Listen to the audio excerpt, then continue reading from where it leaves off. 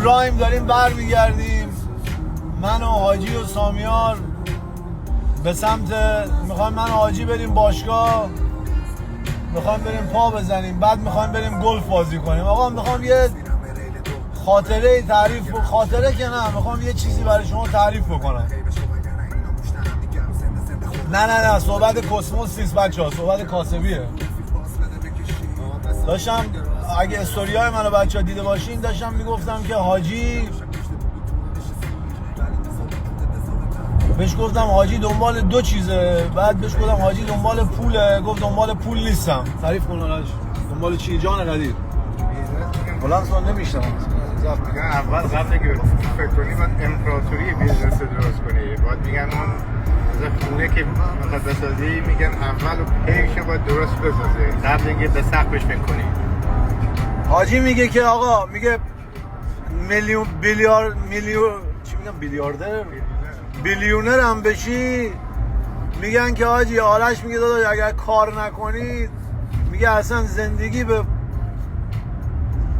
بگو ما قاطی کردیم. کار کردن مثل موتور آدم هست. فریاد زن اونا که مبارزن، تو هدفونشون صدا من واسه جنگ بای بای. همینه که میگن یارو میلیاردره، هنوز صبح میره سرکار تا شب، میگن یارو چقدر مغزش ایراد داره. نه، اون داره درست فکر میکنه. ما که فکر میکنیم مغزش ایراد داره، مغز ما ایراد داره. تو که نداره، مال من ایراد داره، مال من و سامیار. سامیار مغز تو هم ایراد داره.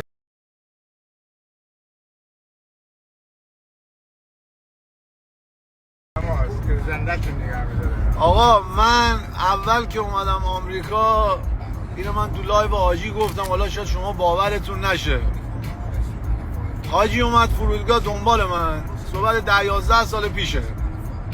بعد من حاجی رو ندیده بودم، ولی مثلا قدیم توی مدرسه بودیم، من هوای حاجی رو داشتم. این موقع ساندویچ ماندویچ چه نگیرن، مثلا می‌خواستم این موقع حاجی رو اذیت بکنم، من نمیذاشتم. گرفتی چوری شد، سری دستشون اینجوری پیک میدادم، من پشت اینجوری، فهمیدی، در کونشون یه انگشت می‌کردم، بودم ببین دور و بر حاجی بخوایم بیای. حاجی اون موقع همیشه یادمه یه روپوش آبی داشت، همیشه اینجا دماغی بود، به من میگفت میگفت یه روزی من مهندس میشم برای تو جبران میکنم. گرفتی نه، ولی جدا از شوخی، ما اسلامیا با طایفه درویش فامیلیم که یعنی اینا اومدن دخترای ازدواج کرد. درویشا، این صحبت نباید بکنم، کیره خر میشه برام، ولی باید بکنم دیگه، چون احتمال داره اسلامیا قدیر گروگان بگیرم. درویشا با کلاس بودن از قدیم.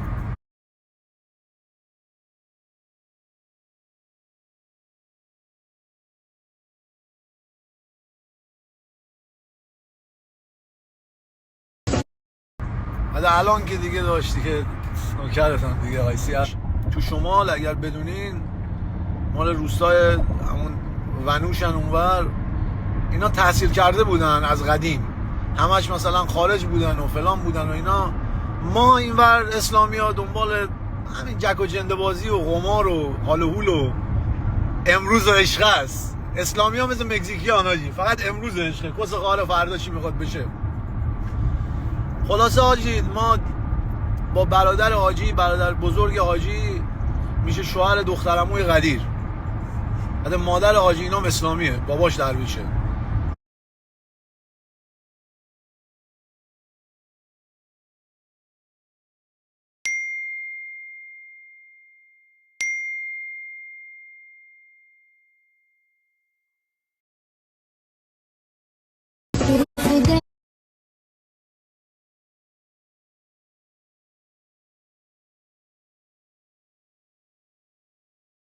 اینام اسلامیه، باباش درویشه. بعد که آمریکا که میاین، شما حتی اگه ویزای آمریکا هم تو پاستون باشه،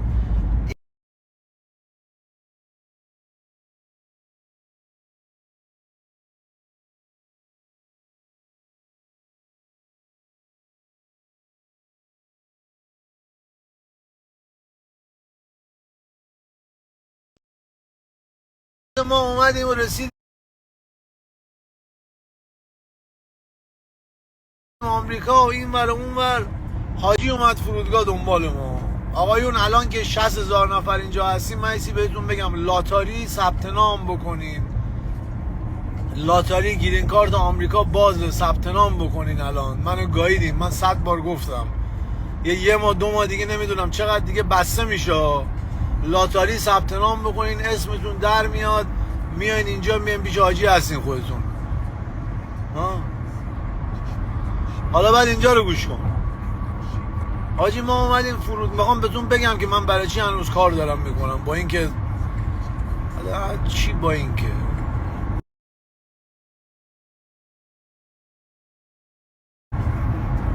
رسیدیم فرودگاه و بعد 7-8 ساعت حاجی ما رو آوردم بیرون و اومدم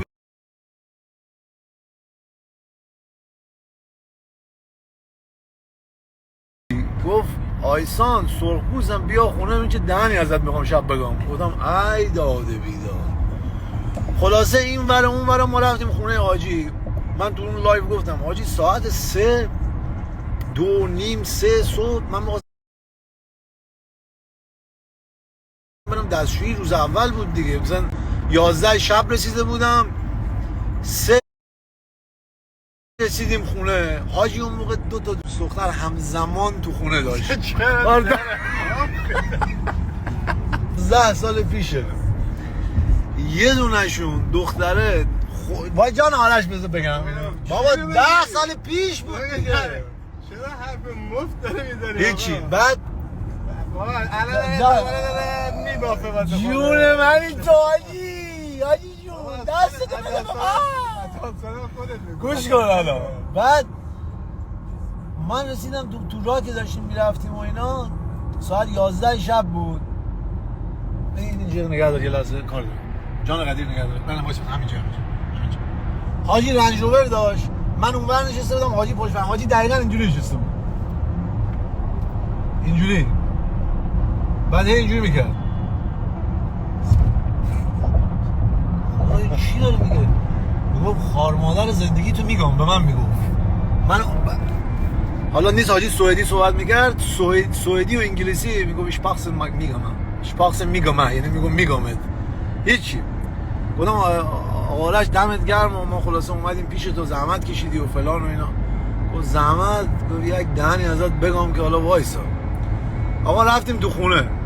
اینو بگم، روز اول تو فرودگاه ما رو گرفتن، مادر قوا انقدر لفت دادن که یه ساک من غیب شد.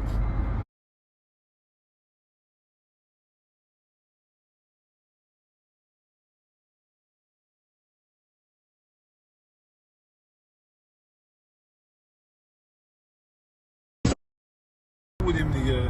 اینه جدی دارم میگم که میگم 7-8 ساعت منو نگه داشتن دیگه. خوابیدیم و اینا دیگه. فکر کن تو از ایران رسیدی آمریکا، معمولا یه هفته اول که میدونی که باز بچرخی و تا ساعت ماهت درست بشه و به قول سامیا لجک شدی. و سامیا چی میگفتی؟ لجک؟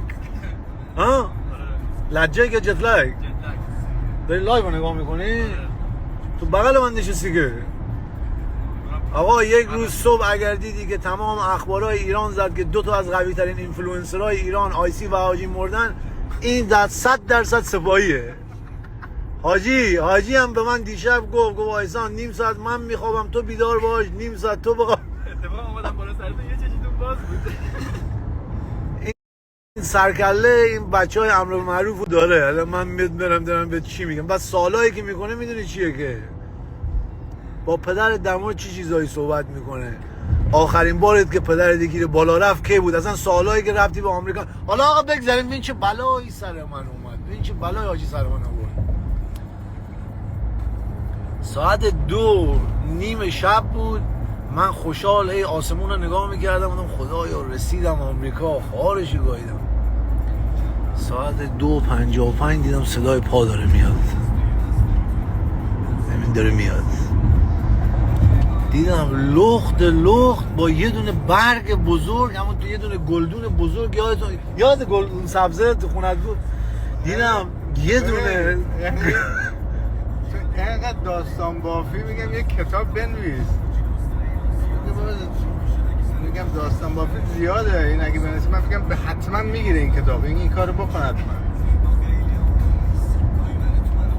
حالا گوش بده ببینم، میدونم الان داری همینجوری داری لعنت میکنیم، ولی حالا وایس چیکار کرد.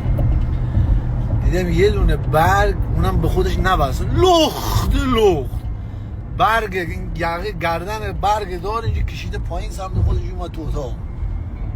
پتور کشیدم پایین، بودم حاجی چیه؟ گفت کور خوندی. گفتم یعنی چی؟ کور خوندم؟ چی رو کور خوندم؟ چی شده حاجی؟ گفت از فردا صبح اینجا بردگی شروع میشه. گفتم حاجی چرا لخت اومده اینا؟ گفت من روز اول بود همه چی رو نشون بدم که مردم دوزاریشون بیاد با کی طرفن، همین آقای نه. بعد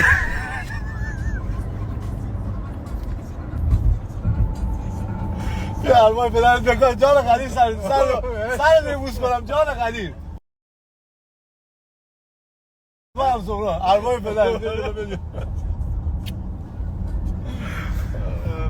بعد اون موقع این بود دو دختر، اینو به جان آیسان تعریف کنم، جان آیسان با هم اینو تعریف کنم، نه اینو باید افشاگری کنم حاجی، نه آقا. بعد وای بابا گوش کن، یکیشون عروسک حرف مفت دیگه دختره 23 سال خوشگل. من رفتم ساعت 4:30 نخوابیدم از ترس که بودم آقا این شب اول لخت اومده، این 100% بچه بازه، هیچی این ور اون ور. بلند شدم برم یه چیزی بخورم، دیدم یه صدای ناله داره میاد اینجوری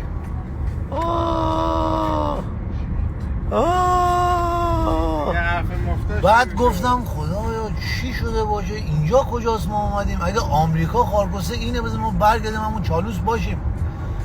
دیدم یه دختر دیگه رو برعکس کرده، سیاه بود اون یکی دختره، 130 کیلو بود، نه جاکلین؟ من نمیدونم، تو بهتر میدونی. دختره رو سرتر کرده.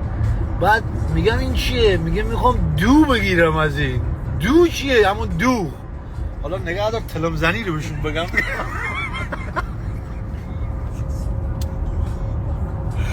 آقا اینو شوخی کردم. بعد برگرد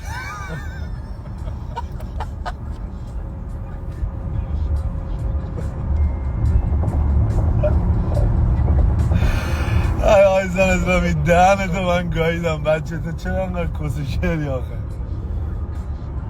حالا الان میدونم همه فکر کنید داره شوخی میکنه، نه خندم گرفت. چرا میگم کس شعرم؟ این دختره چاق بود دیگه، من اومدم واکنم دیدم نمیشه، با چاقو زدم، اما این برعکس بود دیگه، پا زدم با سر خورد زمین. تعریف کن چی شد؟ آرش گردنش خون اومد زد به اونجاش. بعد با آجی من گفت آیسان گلت برای زندگی چی اومدی آمریکا؟ اینو دارم جدی میگم، خدا شاهده. گفتم حاجی گل من داداش میخوام ماهی $5000 در بیارم. گفتم میخوام یه دونه خونه بگیرم، $1500 اجاره خونه بدم. اینو برای جان قدیر یادت هست گفتم ماهی 5 تا اربای جان قدیر. بگو جدی اینا شوخی نمیکنم. میگم قسم یه چیزی که اینا ببینم ما داریم. نه اینو داره جدی میگه. آره. آقا تو واقعا اومدی آمریکا گلت چیه؟ گفتم آقا من ماهی $5000 درآمد داشته باشم بسمه. گفتم یه خونه میگیرم، $1500 هم میخورم، $1000 هم بنزین و بیمه ماشین و پیمنت ماشین میدم. پیمنت میشه قسط ماشین میدم. بعد حاجی گفت وایسان تو کسخلی؟ گفتم چرا حاجی؟ گفت تو این همه راه اومدی برای این؟ حالا الان این صحبت‌ها رو بگذاریم. حالا الان بعد من همیشه پیش خودم میگفتم حاجی برای چی داره کار میکنه آخه کار کردنش برای چیه آخه اینا؟ ولی الان حاجی میفهمم که تو اگر دنیایی بابا، من پولدارایی میشناسم حاجی، من رفیق پولدار زیاد دارم، من رفیقایی دارم که اصلا حاجی رو میخرن و آزاد میکنن، خودشم میدونه، خودشم رفیقای خودشم همه گردن کلفتن، ولی باور بکن حاجی از ما بیشتر کار میکنن خدایی. بعد از اون اصلا به خاطر پول کار نمیکنن ها. بعد حاجی یه چیزی هم من اینو به شما بگم، حالا من چون خودم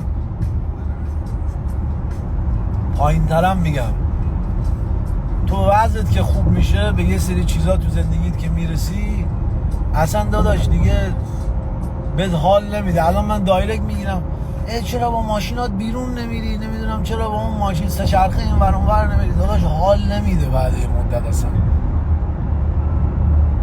اصلا حال نمیده داداش. فقط این حال میده که بری صبح کار بکنی. چی کار بکنی؟ کار زیادم شما با کارت بشه بهترین لذت زندگیت. اگه اون تونستی انجام بدی رسیدی آخر خط. میدونم تو رئیسی به خاطر این به تو حال میده. نه اصلا این حرفا نیست. جدی یا شوخی داریم میزنم؟ جدی دارم میگم. کار بشه باید بشه که بهترین لذت زندگی. اگه از کارت متنفری بهش فکر کن، مسیر اشتباه داره میری.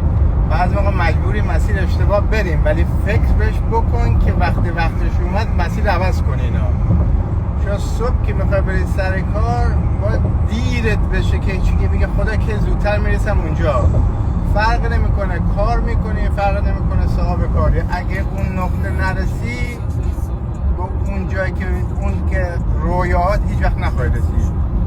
پس اولین قدم به اون رویا رسیدن همینه که با اون کاری که میکنی، با کاری که میکنی لذت میبری. ببین میگه تا خود آسمون هم میرسی بهش. این راست هم میگه حال بده، با کاری که میکنی حال بده. هم قلبتون توی هم مغزتون توی. اگه مغزت تو کار باشه زیاد نمیری جلو، اگه قلبت فقط باشه زیاد نمیری. من الان با این شرایط زندگیم واقعا نه قلبم توش هست نه فقط کیرم تو کار. خسته شدم. ولی آقا بعد از گاهی حاجی صحبتایی میکنه به قرآن را. بعد یه چیزی که آرش داره من دارم سعی میکنم داشته باشم، صبر داره برادر. آقا صبری که این آدم داره، ماهیگیریه خوب، صبرش زیاده. میگه زندگی ماهیگیری. راست میگه دیگه. این اصلا میگم دیگه آقا یه صبر عجیب و غریبی داره، یعنی اصلا باورتون نمیشه. آقا دوستان الان از این بالای برای من با این یکی گوشیم داره میاد که تو چرا نمیگی لایو میری. برادر من چیز خاصی آقا صحبتی نمیخوام بکنم که اینو بذارم تو یوتیوب یا نه این لایو چی گفتی مثلا؟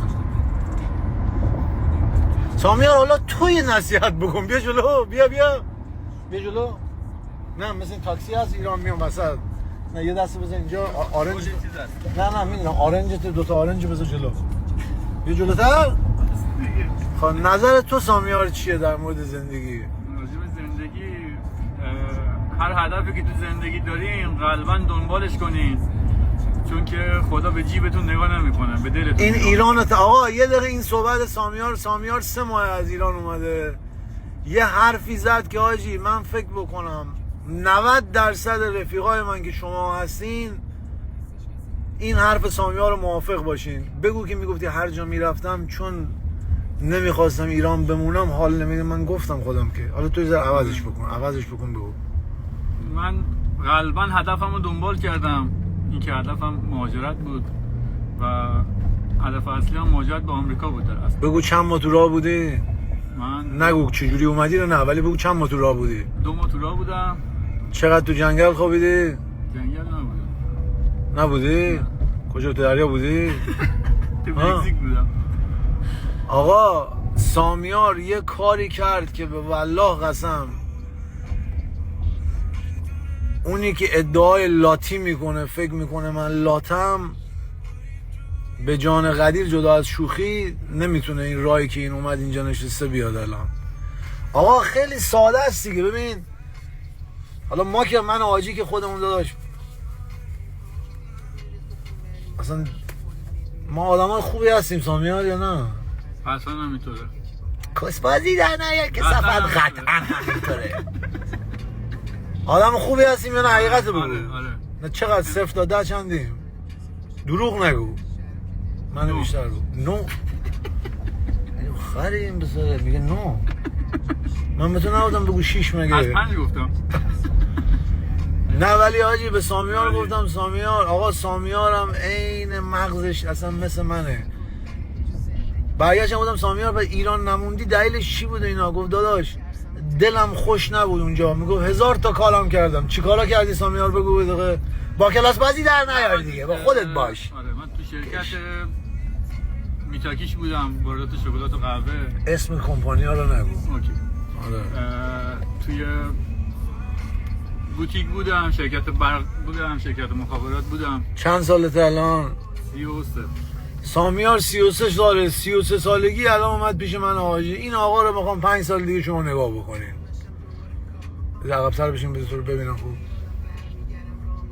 دوربین رو نگاه کن. کسا رو نگاه میکنی؟ دوربین رو نگاه کن. حواسم باشه. آره. خیلی کار کرد رسید آمریکا. به من دایرکت داد. من دایرکتاشو ندیدم. به حاجی دایرکت داد. حاجی دایرکتش دید. اومد به حاجی گفت من آخر خطم. و واقعا هم راست گفت. بچه هارد ورکر، سخت کار، سخت کوش. حالا اینا رو ولش کن. میخوام یعنی بهتون بگم که این راهی که این آقا از آمریکا رسید اینجا، اگر 500,000 تا آدم رو بفرستی، من بعید میدونم بتونم بیان. خواست و شد. آقا هفته دیگه یک شنبه از الان بهتون میگم این لایو همینجوری یهویی پشت فرمون گذاشتم. هفته دیگه یک شنبه لایو میذاریم. میخوام در مورد چگونگی زندگی هایی که در وقف های اوقافی اصلا صحبت بکنم حاجی. اونا چی رو صحبت کنیم؟ مال وقف های اوقافی. آره مال چی رو صحبت کنیم بهتره؟ مال کدوم؟ مال اوقافی وقف ها. نه اول مال اون قبلی ها رو صبح و بعد به اوقافی رو اوکی. عکس اون دو دخترایی هم که حاجی همزمان اینا رو برعکس کردم، بعدم پیدا میکنم میذارم. بعضی آدما